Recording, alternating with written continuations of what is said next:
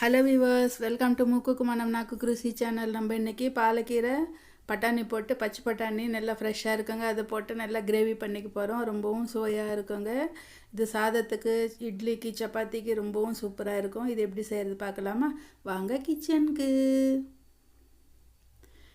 முதல்ல இது மாதிரி வேர்க்கடலையே கொஞ்சமாக வறுத்துக்கலாங்க. நல்லா வறுத்து வச்சுக்கணும். இப்போ பட்டாணி பாலக்கீரை நல்லா வாஷ் பண்ணி இது மாதிரி கட் பண்ணி வச்சுருக்கேன். வெங்காயம், பூண்டு ஒரு 10-15 பல் எடுத்து நல்லா கட் பண்ணி வச்சுருக்கேன். இப்போ வந்துட்டு வெங்காயமும் கட் பண்ணி வச்சுருக்கேன். நமக்கு வேர்க்கடலையும் நல்லா ஃப்ரை ஆகிடுச்சு. எடுத்து செப்பரேட்டாக ஆற வச்சுக்கலாம். இப்போ கடாயில் எண்ணெய் விட்டுக்கிட்டு ஸ்டவ் ஆன் பண்ணியிருக்காங்க. எண்ணெய் நம்ம இஷ்டங்க, கொஞ்சமாக விட்டுக்கிறவங்க கொஞ்சமாக விட்டுக்கலாம். இப்போ இதுக்கு சீரகம், கடுகு, கடலைப்பருப்பு, உளுத்தம்பருப்பு போட்டு நல்லா தாளிச்சிக்கலாம்.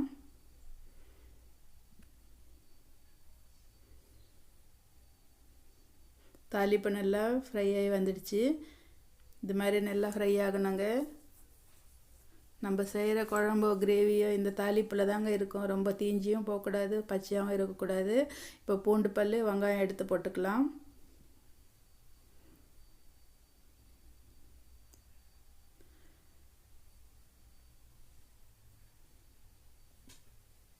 இந்த நல்லா ஃப்ரை பண்ணிக்கலாங்க.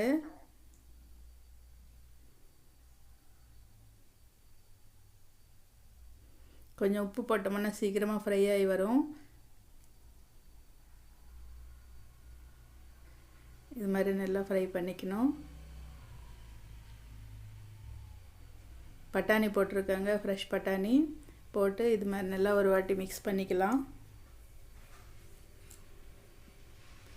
ஊற வச்சு வேக வச்சு போடுற பட்டாணின்னா அது குக்கரில் ஸ்டீம் எடுத்து போடணுங்க. இது ஃப்ரெஷ்ஷுன்றதுனால நான் டைரெக்டாக போட்டிருக்கேன். இதை மூடி போட்டுக்கலாம். ஒரு 5 நிமிஷம் நல்லா இது மாதிரி ஃப்ரை ஆகி வந்திருக்கு.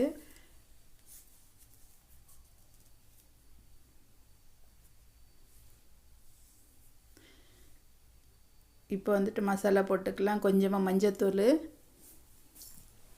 மிளகாத்தூள், காரத்துக்கு ஏற்ற மாதிரி போட்டுக்கோங்க. நான் 1 ஸ்பூன் போட்டிருக்கேன். தனியாத்தூள் ஒரு 1/2 ஸ்பூன் போட்டிருக்கேன். இதை நல்லா மிக்ஸ் ஆகிற மாதிரி நல்லா கலக்கிக்கலாம்.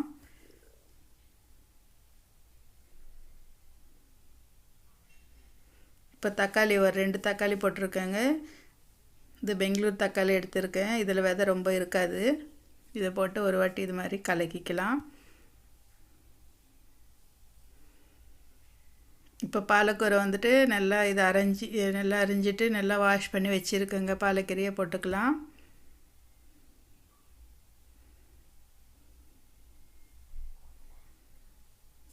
இது இப்போ பார்க்கும்போது நிறைய தெரியுங்க. அது கொஞ்சம் வெந்து வந்ததுன்னா கொஞ்சமாகிடும். மூடி போட்டு வேக வச்சுக்கலாம், மீடியம் ஃப்ளேம் வச்சுட்டு.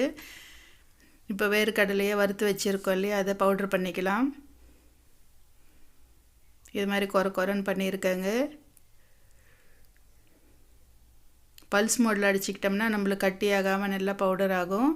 இப்போ பாலக்கீரை பார்க்கலாம் எப்படி இருக்குன்னு. நல்லா வெந்து வந்திருக்கு பாருங்கள். இப்போ ஒரு வாட்டி இது மாதிரி மிக்ஸ் பண்ணிக்கலாம்.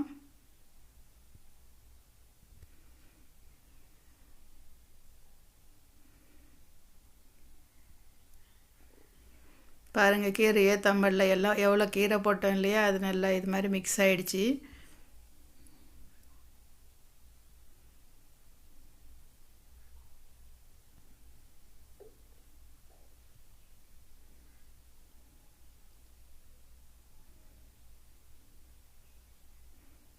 நல்லா ஒரு வாட்டி இது மாதிரி மிக்ஸ் ஆகிற மாதிரி கலக்கிக்கணும். இப்போ வந்துட்டு அரைச்சி வச்சுருக்கிற வேர்க்கடலை பொடியே போட்டுக்கலாம். நான் வந்துட்டு 2 கரண்டி அளவுக்கு போட்டிருக்கேங்க. உங்களுக்கு வேணும்னா கிரேவி கொஞ்சம் தண்ணியாக வேணுனாலும் தண்ணி விட்டு கொஞ்சம் இந்த பருப்பு பொடி போட்டோம்னா ரொம்பவும் நல்லாயிருக்கும்.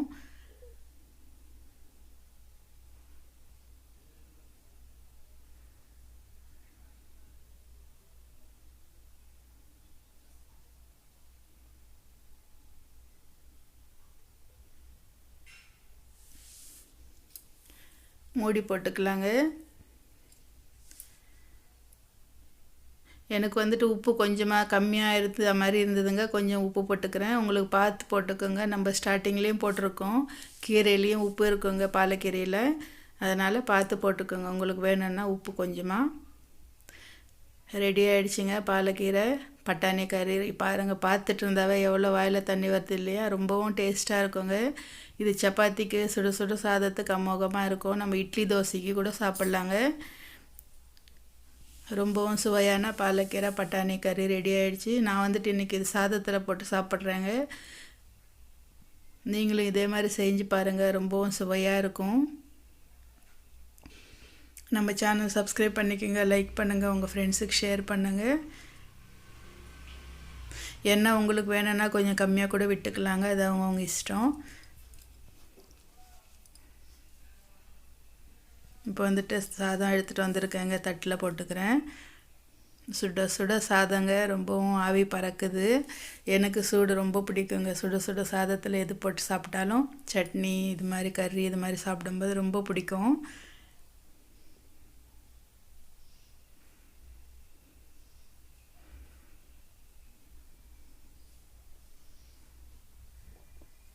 கலக்கவே முடியலைங்க, அவ்வளோ ரெண்டுமே சூடாக இருக்குங்க. இது மாதிரி சுட சுட கலக்கி சாப்பிட்டா அது ஒரு தனி எக்ஸ்பீரியன்ஸாக இருக்கும். பாருங்கள், கலக்கும்போது உங்களுக்கு தெரியும் அது எப்படி இருக்குன்னு சொல்லிட்டு. ரொம்பவும் சுவையாக இருக்குங்க. ஒரு வாட்டி இது செஞ்சு பார்த்தீங்கன்னா, இப்போ பட்டாணியும் கிடைக்கிது இல்லைங்களா? இப்போ ஃப்ரெஷ்ஷாக நீங்கள் அப்பப்போ செஞ்சு சாப்பிடுவீங்க. ஓகே வீவர்ஸ், நம்ம சேனல் சப்ஸ்கிரைப் பண்ணிக்கோங்க, லைக் பண்ணுங்கள், உங்கள் ஃப்ரெண்ட்ஸுக்கு ஷேர் பண்ணுங்கள். நான் இந்த சாதத்தோடு என்ஜாய் பண்ணுறேன். ஓகே, பாய்.